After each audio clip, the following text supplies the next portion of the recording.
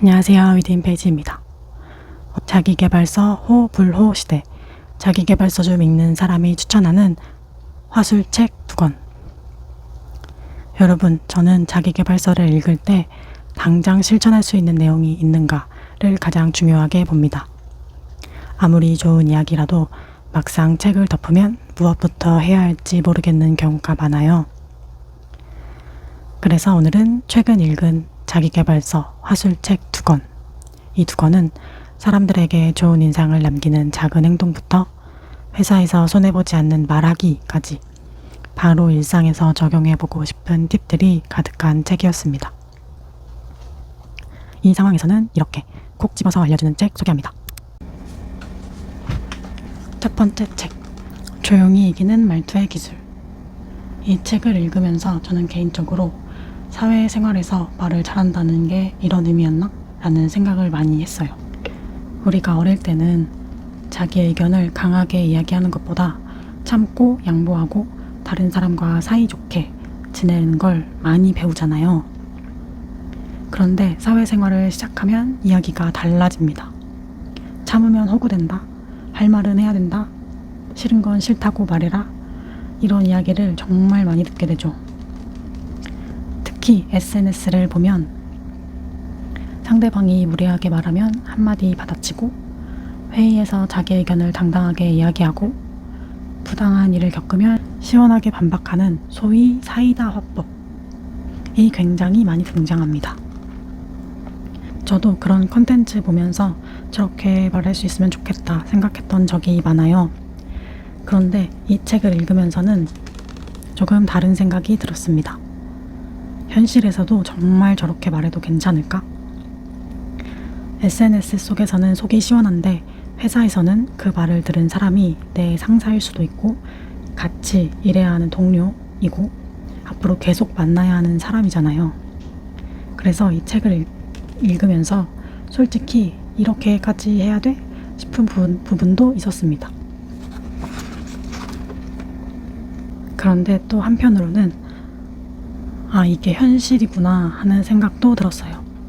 저도 사회생활을 하면서 하고 싶은 말을 전부 하는 것과 내가 원하는 결과를 얻는 건 전혀 다른 문제라는 걸 느낀 적이 많거든요. 분명히 내 말이 틀린 건 아닌데 분위기가 어색해지기도 하고 그 순간에는 속이 시원했는데 시간이 지나고 나면 그렇게 말하지 말걸 싶을 때도 있고요. 반대로 조금만 참고 상대의 입장을 생각해서 말했을 때는 오히려 일이 훨씬 쉽게 풀리는 경우도 있었어요. 그래서 이 책의 이야기가 저한테는 생각보다 훨씬 현실적으로 다가왔습니다. 그리고 이 책에서 또 하나 인상적이었던 건 저자의 직접적인 경험담이 굉장히 많이 나온다는 점이에요.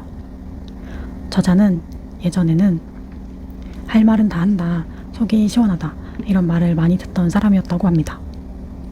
그리고 그런 이야기를 들으면 자신이 꽤 잘하고 있다고 생각했고 자부심을 느끼고 뿌듯하기까지 했다고 해요.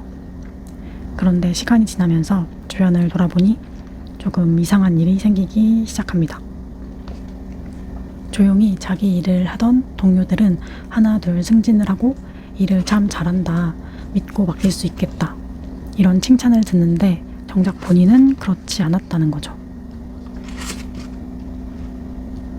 그걸 보면서 저자가 자신이 생각했던 잘 말하는 것과 사회생활에서 필요한 잘 말하는 것이 다를 수 있다는 걸 깨닫게 됩니다.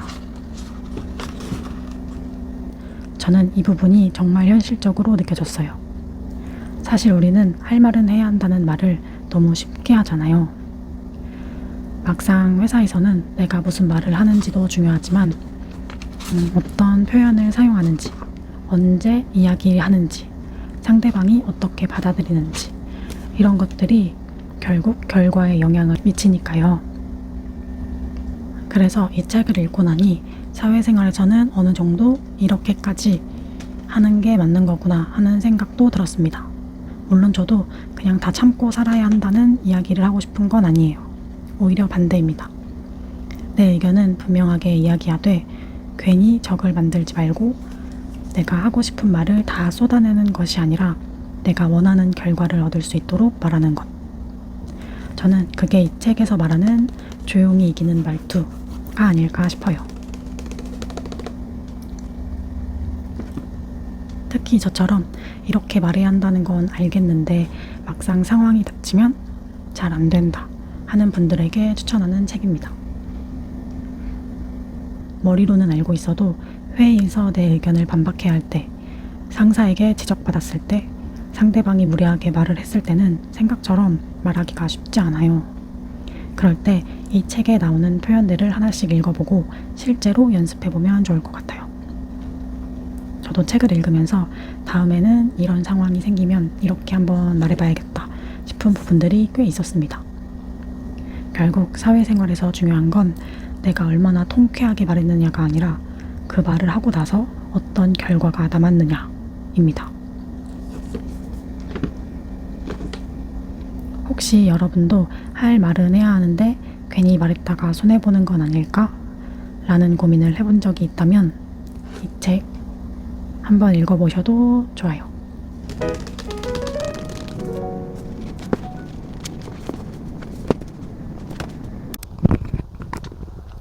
호감의 디테일.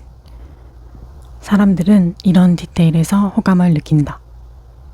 왜 어떤 사람 중에 특별히 잘생기거나 말을 유려하게 잘하지 않는데 뭔지 모를 호감이 가는 사람이 있잖아요. 여기서 흔히 호감은 성격이나 매력에서 나온다고 생각하게 됩니다. 그런데 이 책에서 사람들은 큰 매력보다 작은 행동을 더 오래 기억한다고 말해요. 예를 들면 이런 상황이에요. 거절도 상대를 존중하는 방식이 있다. 친구가 약속을 잡자고 합니다. 그런데 여러분은 이미 다른 일정이 있어요. 이럴 때 대부분 미안, 나 그날은 안 돼 하고 말하잖아요. 그런데 책에서 제안하는 방법은 먼저 상대의 제안에 진심으로 관심을 보이라고 해요. 내가 이미 그날 다른 일정이 있는 걸 아는 상태라도 몇 시에 어디서 만날까?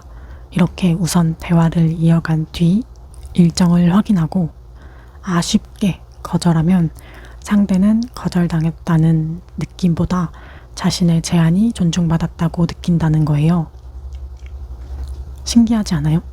두 가지 상황 모두 어쨌든 결과는 거절인데 완전히 다른 효과를 가져온다는 겁니다. 또 다른 상황. 두 번째는 칭찬은 한 문장만 더 길게. 우리는 이상하게 비판은 굉장히 자세하게 하면서 칭찬은 잘했어요, 수고했어요 하고 끝냅니다.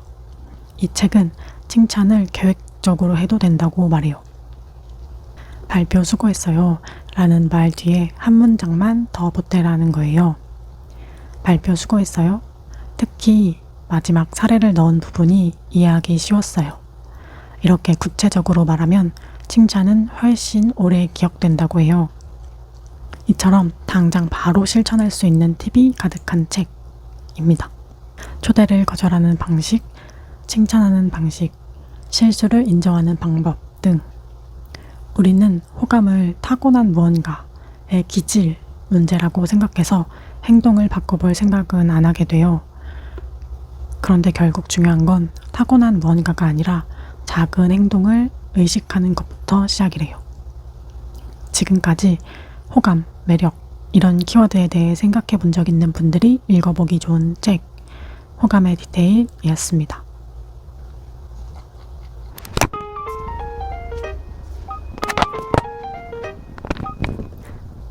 자, 여기까지 책 두 권의 소개는 마쳤고요. 저는 자기계발서를 읽기 전 후에 항상 이 책을 읽고 내가 바로 바꿔볼 수 있는 건 뭘까? 라는 생각을 해요.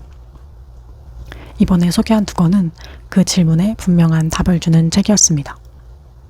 호감의 디테일은 관계를 위해 좋은 인상을 남기는 작은 행동의 디테일. 조용히 이기는 말투의 기술은 회사에서 모두를 지키면서도 의견을 전하는 실전 화술을 알려줬습니다. 결국 두 책이 공통적으로 이야기하는 건 뭘까에 대해서도 생각해봤는데 사람의 마음을 움직이는 건 거창한 기술이 아니라 우리가 매일 반복하는 작은 태도와 한마디 말이라는 것. 정도가 아닐까요? 오늘 소개한 내용 가운데 딱 한 가지라도 일상에서 실천해 보신다면 분명 관계를 바라보는 시선도 조금은 달라질 거라고 생각해요.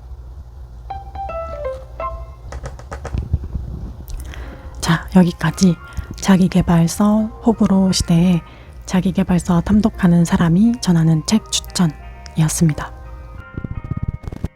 저는 또 열심히 읽고 다음 영상에서 좋은 책 소개할게요.